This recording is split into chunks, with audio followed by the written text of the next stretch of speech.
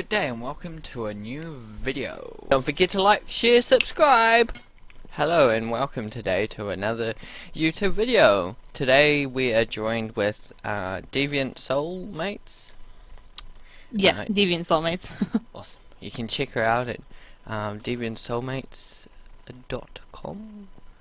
Oh, deviant.com. DeviantArt or / deviant-soulmates. Awesome. Can you tell me a little bit about yourself? So,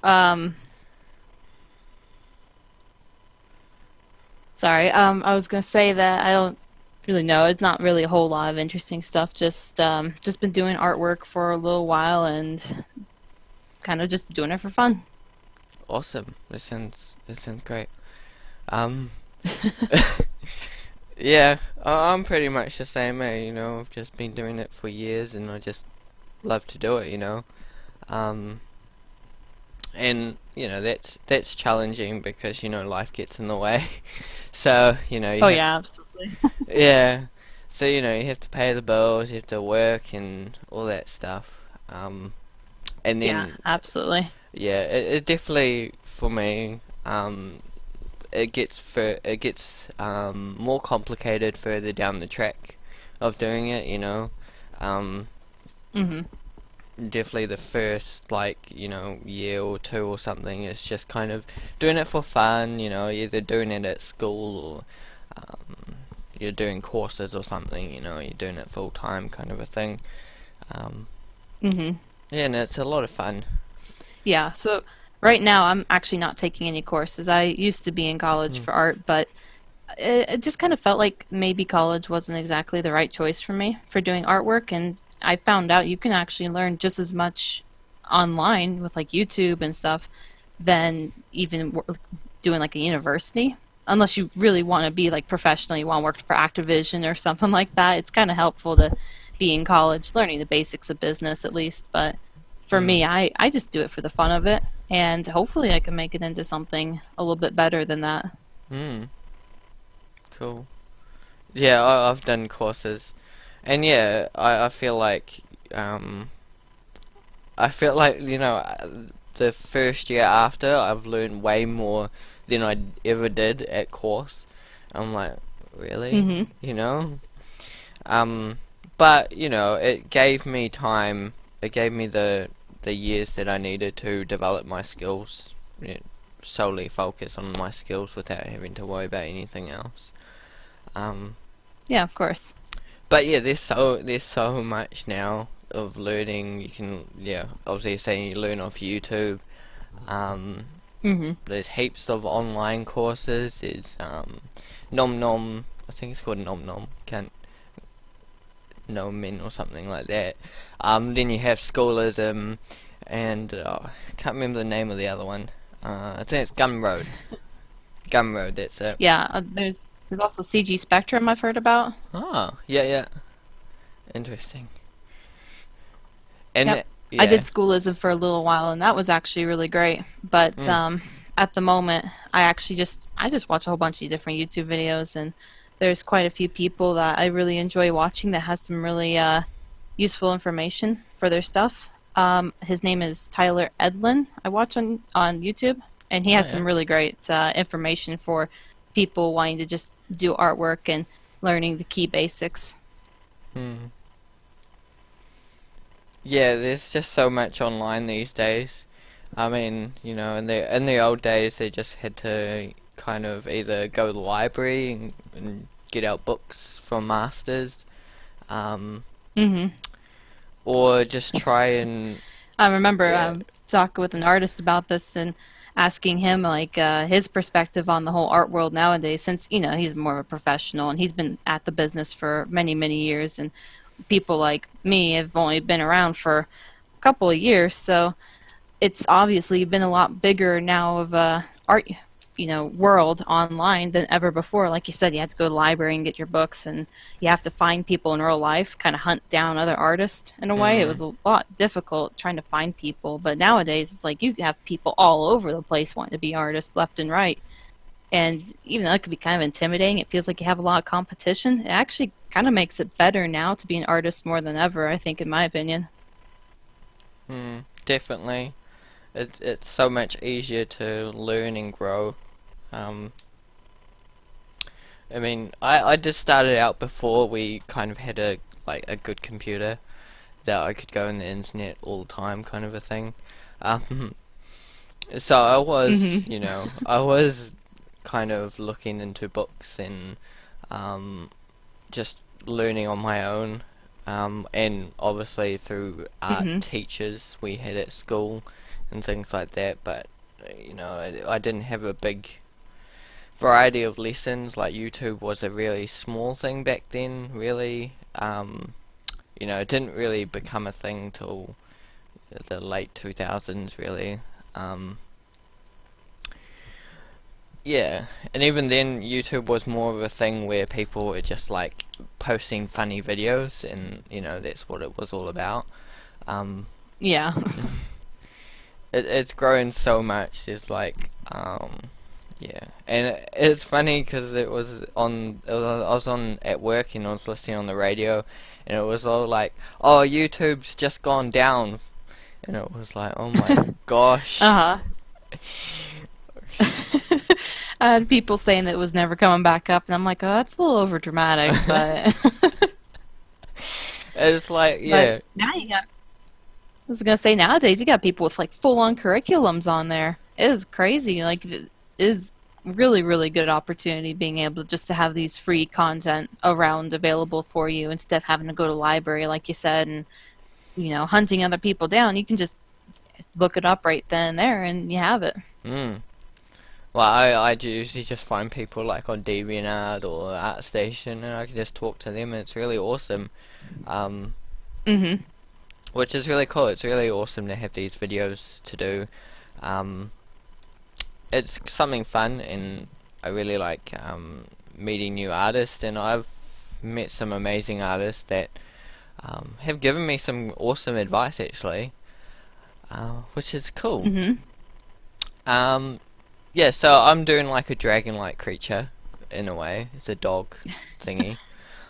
See, So I like that you do your characters, but you also have all your real life references there. That is something that a lot of people don't tend to do, but I can see it's really, really great what you're doing there.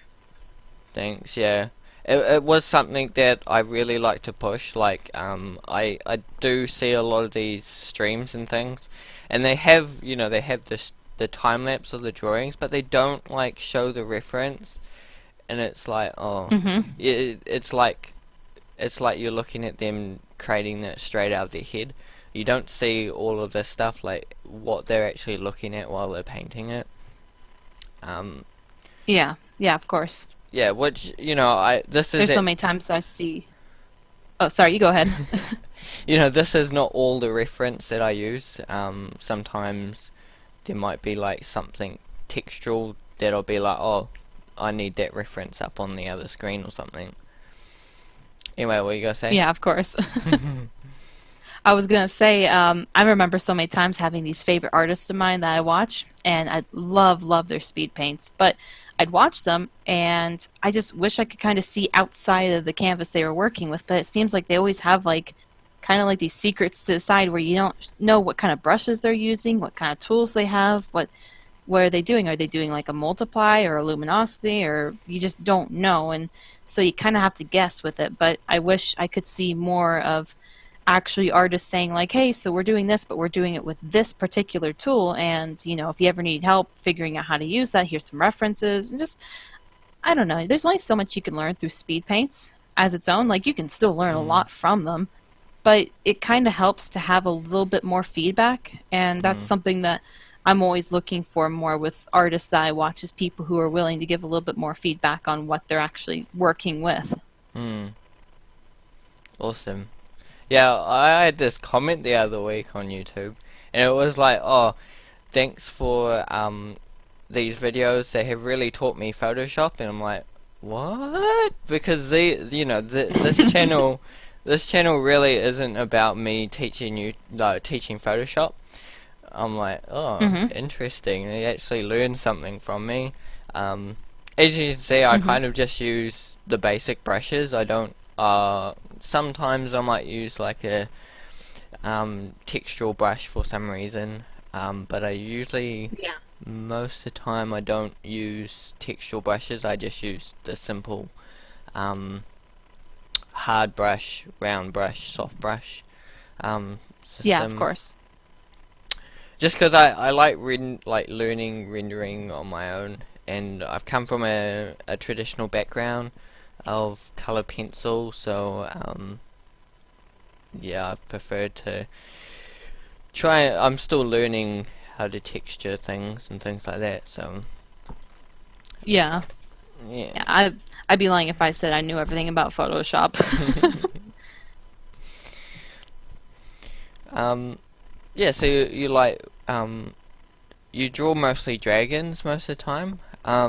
So why do you draw dragons most of the time? Well, it kind of is a funny story. It just mostly started off with me at like maybe 5 years old playing Spyro all the time. I think almost every dragon, well, not every, but a lot of dragon artists could say that something originated with Spyro of some sort. Hmm. But it wasn't really until I was about like 9 or 10 that I really started drawing, and it was all Spyro. I'm ashamed to say, and Hmm. I would show people off my work, and they're like, "Oh, nice!" And so I'd be like, "Oh man, it's so awesome!" But my first drawings I always did were horses, and it was just nothing but horses, and I had that, usual like 8-year-old girl horse phase that everybody else Hmm. seems to go through. So it was kind of easy to go from horses to dragons since they kind of share that same anatomy kind of features. It's not too different from one another, but after I started drawing dragons, I realized how big the community was, and so I just kept doing them. And I've always wanted to do other things in dragons, kind of do a couple other species, a couple other designs, and I've taken the time to do them, but it just seems like the demand for dragons from me has always been a little bit higher than usual than for other artists who do all kinds of different things. So I've been pretty content with it. Cool. I mean, each their own, I went to a conference once, and this guy got well known because he was the owl man. He was the guy that always drew owls. Um, Hmm. and everyone knew his work. Like, if someone wanted an owl drawn, they were like, well, let's hire this guy because he loves to draw owls, kind of a thing. Um, yeah, which is really cool. And yeah, like you're saying before, I think there's nothing wrong. yeah, there's I nothing say wrong. there's nothing wrong with really specializing in a certain animal. No, like I say,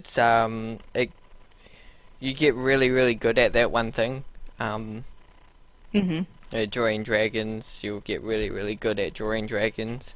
Um, if you just focus on just that one thing. Um, yeah, Yeah, I I mean, I could enjoy drawing dragons all my life, honestly. I have no problem with that.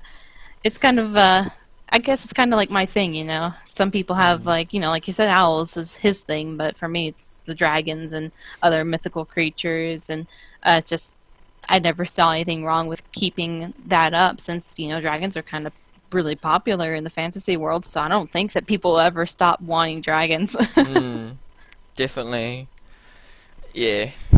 For me, I like to, venture into new fields and try new things. Oh, absolutely. Mm, yeah.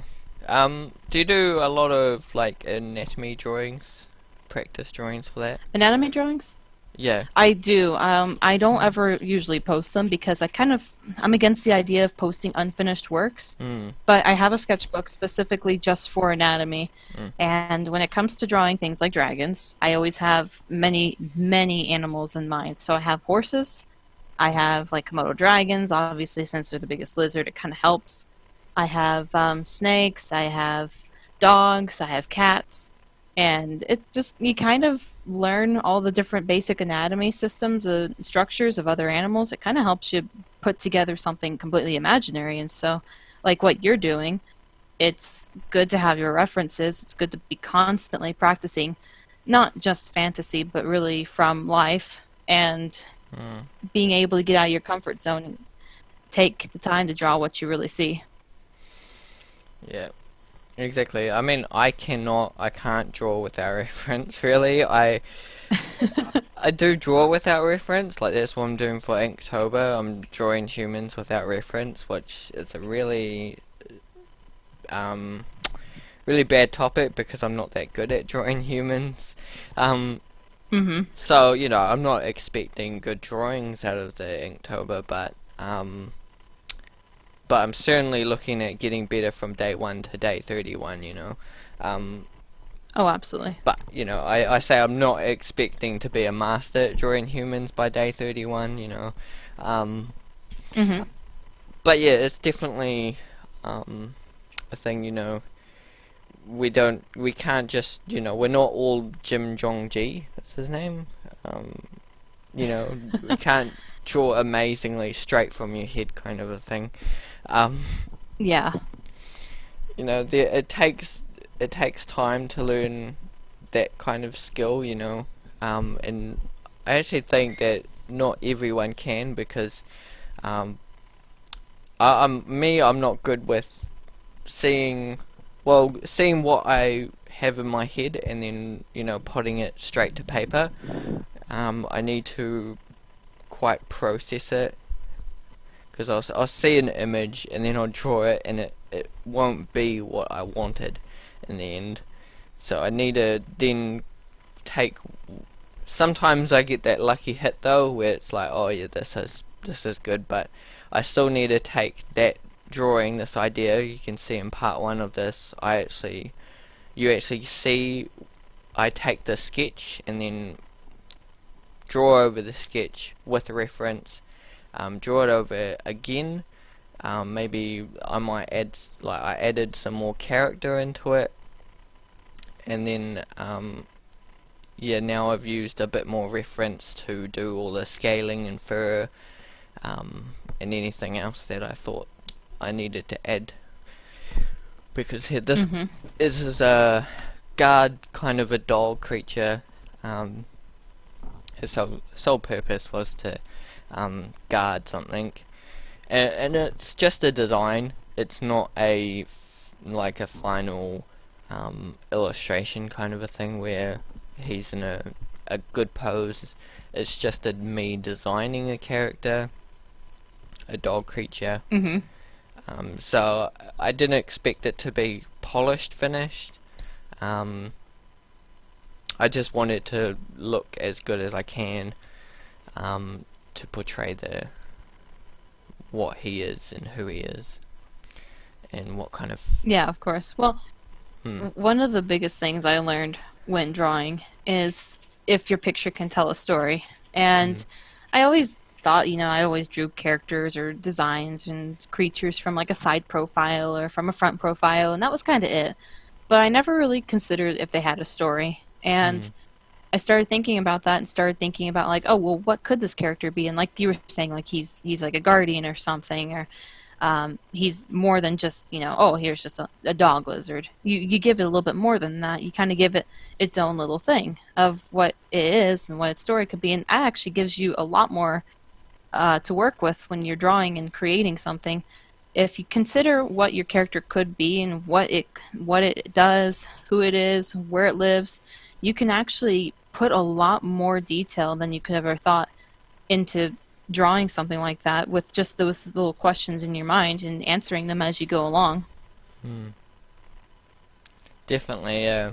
I feel that's when I definitely progress further, because for the first couple of years it was all for me it was all about me just drawing what I see kind of a thing, and just trying to draw it as accurate as I can. Um, Mhm. but now, like 2, 3 years ago, I just started to want to do something different, and I wanted to um, create more images that were, they weren't on the internet, kind of a thing. They were something new. They told a story. Um, they weren't seen before, and I think that's what really an illustrator should do, is not just draw pictures, but to create pictures that no one else would be able to draw or paint. Um, Mhm. yeah, and that's yeah, definitely developed that in the last 3 years, which has been awesome. But yeah, definitely those first few years of just me trying to draw something as accurate as I can, kind of a thing, that did, really help in this as well, because now I can really look at my reference and I can really understand of how to kind of um, draw that as best as I can. Um, Mhm. Obviously here there's some things here like I'm not too happy with the way I've rendered this texture, but it came down to time for me. I this was, like I said before, it's just a design. It's not a final polished piece. So, Mhm. and I don't have all the time in the world to spend on one piece. I'd rather, you know, focus on keeping on creating new and newer things than spend all the time in the world on one piece. Um, Yeah, absolutely. Well, no one says you have to spend too much time on something. It's getting the time to take to do more quantity over quality can sometimes be better for, improving and for helping you actually just get the idea across. hmm, Not every single work has to be your most polished piece. hmm, exactly. I mean, yeah, quality is a good thing to have, um, Mhm. but you don't want, you don't want your quality um, to override your how much you do as well. Yeah. Because if you do one It's piece, mostly for the practice part. yeah, if you do one piece for the rest of your life, um, you know, you'd only have that one piece to go off. Yeah. So, I was wondering, do you get burned out? I'm sorry, say that question one more time. Do you get burnt out? Like, Sorry, you keep cutting out just right there when you say that. yeah. Do you get burnt out? Like, tired of doing something, or Oh, over it? absolutely. Yeah, no. Um, Getting burned out is like one of the biggest things that artists, I think, deal with nowadays, where it's just you get tired of something or you just you get stressed out with the project that you're working on and you just don't really want to continue it sometimes. And I get that all the time where I get distraught or I get feeling like this isn't exactly what I envisioned. Well, how do I get to look like that? And the best way to deal with burnouts for me personally is don't wait until you do get burned out. Take a second to walk away as you're about to feel like you just don't want to continue working. Don't push yourself, otherwise, your Mm, work will look sloppy. And mm, just take the time to walk away from it and zoom out on it and just kind of consider your values in the project itself and don't overwhelm yourself for any reason whatsoever. It kind of goes in line with one of my favorite quotes of if you don't enjoy drawing something, why should anyone enjoy looking at it? So if you mm, want to make sure that people enjoy looking at it, don't let that feeling of stress or, just wanting to get something done because you're just tired of working on it in general, don't let that ruin all the work you put into something. mm. Definitely. Yeah, it is a hard thing. I mean, even I get burned out. I get tired of doing things, especially because some paintings take me quite a while. Um, Hmm. uh, 2, 3 weeks sometimes, maybe longer. So I get over it. So, but most of the time I have other projects on or have other drawings on to do. Um, so that kind of helps too. If I have, if I usually if I'm over it for the day or just over it for a couple of hours or something, I either end up doing some sort of thing, like I might do some anatomy practice for a couple of hours and then go back to a Hmm. piece, um, or play a game or something, or go for a walk or something like that. But yeah, I try my best to get as much done in a day, but it never works. You know, no matter how much I try, I feel like if I put more energy in trying to um, make my day more productive, it just, ruins my day. So I just kind of chillax and do what I do when I need to Mhm. do it. I'm not like I can't make myself be more productive. I just can be as productive as I can be, and yeah, that's what I Yeah, accept. absolutely. Hmm. Yeah, because if I do push myself, it does burn me out at some point. Um, like I mean, last weekend I was totally over everything, and I didn't really do much art at all. Um, Mhm. I don't know where the time went. It just disappeared. But now I'm starting to just Yeah, no, like, yeah. What are you saying? yeah, I was gonna say another good thing to do whenever you're feeling kind of burned out is if you feel like you had an inspiration to get you going on the project to begin with, kind of take a few moments to go back to that inspiration or find a new one. Hmm. So, was gonna say, like, if you were feeling burned out with this picture you're working on right now, I might even just go and look up some videos of actual iguanas moving or some of the animals you're Hmm. kind of basing it off of, see how they move, see what is really cool about them that got you interested in the topic in the first place, and just kind of take a breather, take a refresher, and just kind of, refresh yourself on why you're doing it. And that always helps you out. Hmm. Well, usually helps me out.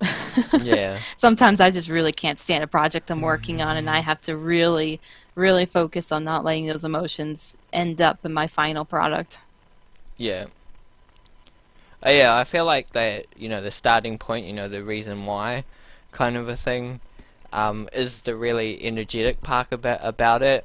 And yeah, like you're saying, rethinking that or getting that in your head again can help. Um, Hmm. yeah, like I really like creatures. I really like dogs. So it's this quite fun for me to do. Hmm. And yeah, I just really like create this. So it was create seeing the idea come to flourish. That's the really exciting part about it. And then after it, the rendering and stuff like that is the least exciting part for me.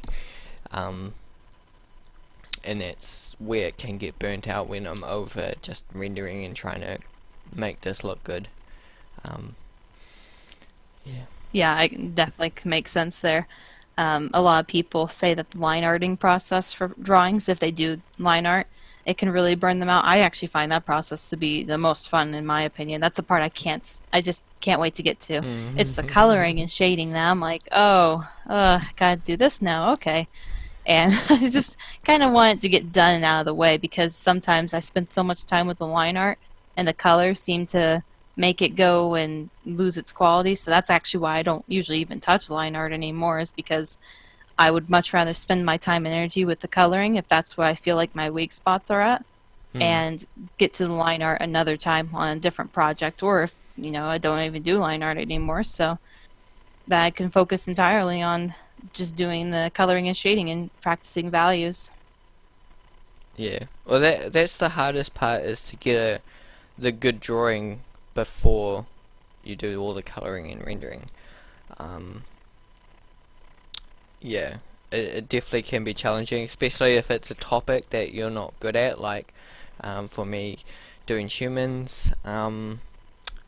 If you've checked out some of my older, the King Cheek character, that was quite challenging for me.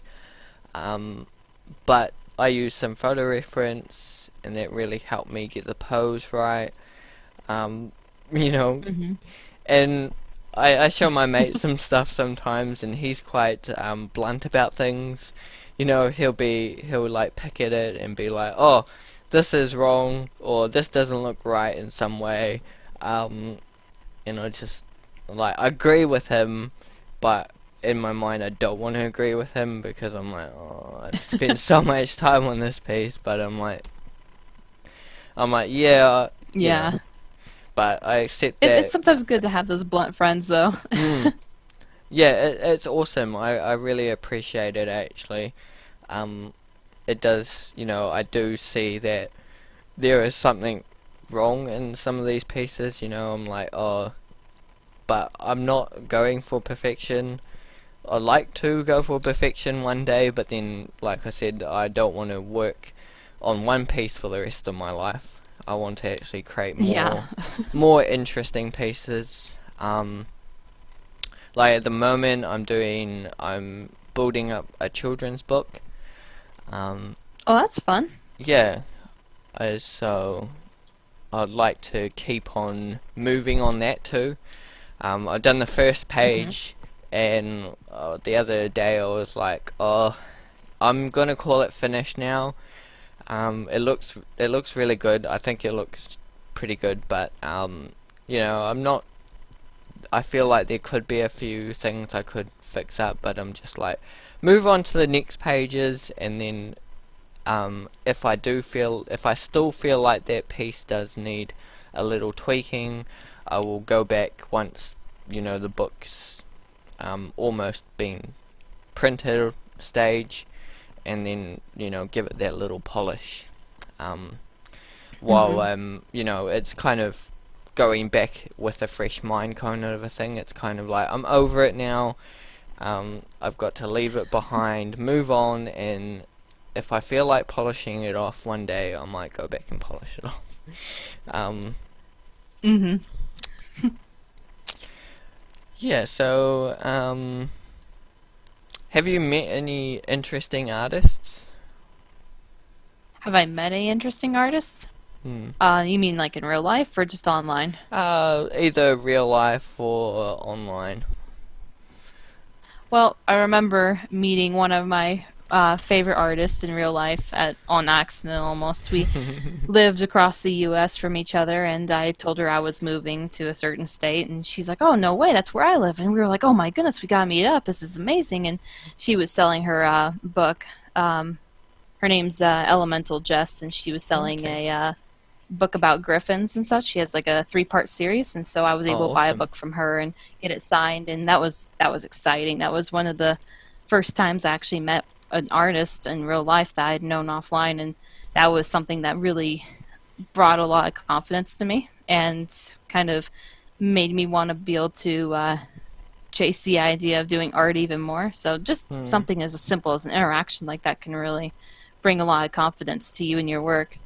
But there's so many artists that I've met over time that have influenced my work in so many different ways. A lot of my inspirations actually ended up becoming my best friends, and it's kind of funny how inspirations turn out because as a younger artist growing and learning all that I could, I met these amazing artists, and I couldn't even imagine getting on their level. Hmm. Imagining myself even being close to anywhere near their art level was just astronomically impossible in my opinion. I was like, there's no way. But, just studying and getting better, and I found myself suddenly kind of growing a little bit more confidence, and I was like, oh, I might as well try talking with some of these people. And um, turns out you learn so much just from not being so scared to talk to people, and Hmm. that as a younger person, I idolized these people so much that I almost didn't even consider the fact that they were probably just like me, just trying to learn all that they could too. Hmm. And I ended up finding out that me being scared and me being worried about, oh, I don't know if I could ever talk to people like that, uh, really prevented me from learning as much as I could from just, treating them like they're any other person. They're just an artist, just like me, trying to learn and improve. Hmm.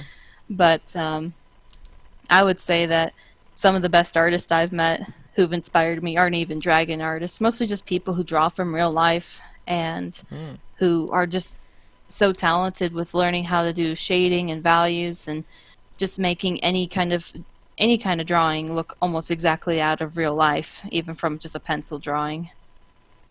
Yeah. So one of the things I think is most important is just don't be afraid of your inspirations. Don't act like are so above you that you'll never get a chance to talk to them.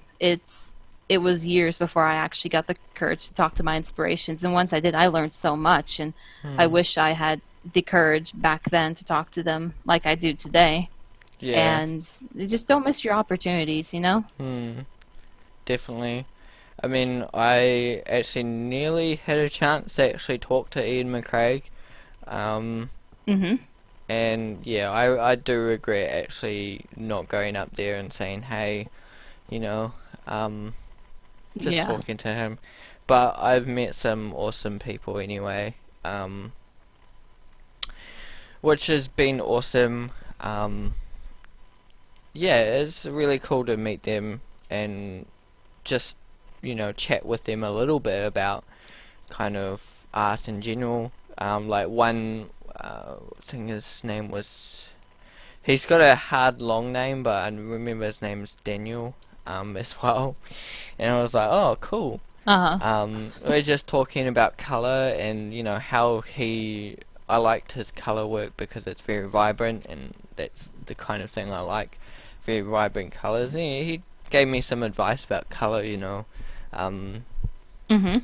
which was really cool. It's like using color um, in a way. Yeah, so there's so many great artists out there. You just feel intimidated by Oh, some of them. absolutely. um, Yeah, it's pretty easy to get intimidated. It's just you always have to remember everyone's out there learning the same way, and hmm, so that even if there's not every perfect artist out there. Not every artist is going to tell you hi back and respond to you. Some are busy, some just aren't interested, but it's never hurtful to try. And the more that you try and the more you get yourself out there actually speaking to these people, the more you can honestly open up uh, your possibilities for your art career if that's what you're going for. hmm. Definitely. I mean, um, yeah, in some way or form, they've really helped me. Um, either get more into what I like to do. It's interesting, like listening to some artists. I listen to a lot of streams and stuff. Um, Hmm. what their inspirations are, and you're inspired by them, and it's like their work is way totally different to who they're inspired by, and it's like, oh, it's really Yeah. interesting. Um, yeah, do you I mean, listen? I'm definitely inspired by some artists who do like abstract art. There's Oh no yeah, way I would ever be doing yeah. abstract art. I don't like abstract art, but you still appreciate the effort and the time that they put into it and the emotion and the personality that they give it because it's theirs. And that's the fun thing about art is when you're able to come up with your own style or you have something of your own and somebody looks at it, they can tell that that's yours. And there's Mm, honestly nothing greater than knowing that something you have is something that defines you as a person. And so I think that's what I really enjoy seeing out of my inspirations as artists is seeing how they define their personality and their culture, their lifestyle into their work. It just makes it really that much more enjoyable. And it's kind of like you're looking into somebody's life instead of just, oh, here's a drawing they made. exactly. Yeah, it's much more than like, here, look at my drawing, eh? It's just, yeah. I quite like it when people open up to, like, they might post not just their final pieces, but they might just draw little doodles and they'll post those. They're these amazing artists and they post these little doodles. They're not that great, but you're like, oh my gosh, you know. One of my favorite artists is having a bad drawing day, and you're like, oh my gosh, you Hmm. you just feel relieved that some of these artists struggle as well. Not Yeah. every drawing, every painting they do um, turns out awesome, which is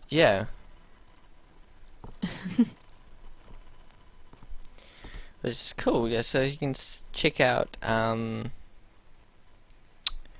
deviant-soulmates deviant art here. It's an Deviant soulmates on DeviantArt. yeah. That's the one. I see. You see, you're doing Inktober as well. Or Oh, I Dinotober. tried. I got 3 days done, and then I Yeah. realized, oh, I'm 20 days behind. Oh, well, not 20 days, but it gets a little bit behind. I might finish it Mm. up here, but hopefully. Yeah. It's definitely interesting.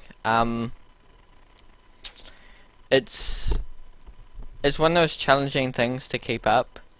Um, Yeah, obviously, absolutely. because it's a daily thing, if you're quite busy, on a day-to-day basis, it gets quite challenging to, um, obviously keep it up. And obviously, hmm you would want to do it at this level, Um, and obviously, how long did this piece take you? The Dinotober Day Which 2. one? Day 2. Dinotober. Day two. They usually take me about an hour Mm. or two, if I'm like really being particular with the details. I would say day one took me a lot longer. Obviously, it's a lot more stippling details, but day two probably took me about an hour, if Mm. not a little bit more. Exactly, and we don't all have, an hour to give away each day. Um, No. so that's the thing. I mean, for my Inktober's, they're not that great, but I do them every day, and but they Mhm. only, it's less than 45 minutes that I spend on them, um, Mhm. and that's not much time for me. Like, there's a bit of with some of them, I really, really struggle trying to get the pose right, and then I might be like, nah, I'm changing how this drawing's gonna look. And with some of Mhm. them, it's like, uh, I've just got to be like, nah, I've got to actually ink this because, I've got to continue my other stuff, or that's all the time I have for it. I can dedicate it to this. Um, Yeah, absolutely. and Well, it's never, yeah. you don't have to just wait for October just to do sketches like this. You can Mm, do them anytime at all, but exactly. don't Yeah. get yourself frustrated. Yeah, exactly. I mean, I'm mostly doing this because I used to do daily drawings every day. Um, and yeah, those would go up and down. Those would be some weeks would be really awesome drawings during the week. Some weeks were really busy, and they were just quick 5 minute sketches that weren't that great.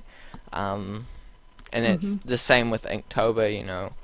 Some days are really good, other days are just, I try to do it. Um, hmm and that's the way. But the main thing is that I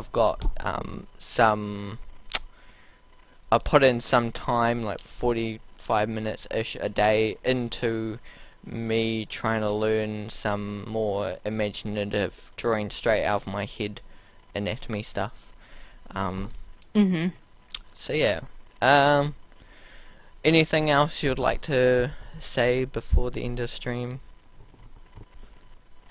Just that I appreciate you letting me be here for you, to talk about this. It's really exciting to be able to share a little bit of my work to other people and just talk about why I love doing what I do. So I really appreciate the time.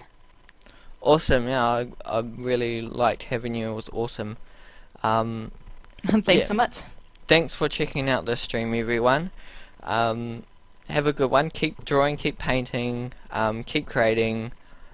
Hope this helps you create something awesome today, kind of a thing. Um, yeah, sorry, I kind of stole that from Roberto Blanco in a way. I don't mean to steal Roberto Blanco. I'm just saying, hopefully these help you create something today. You probably watch these as you paint and draw, or whether you just kind of like watching these, because you love art and you love drawing, seeing other artists out there. Please do like, share, subscribe. And it's been deviant-soulmates, part 2 of my dog creature. So yeah, thank you for joining. Goodbye.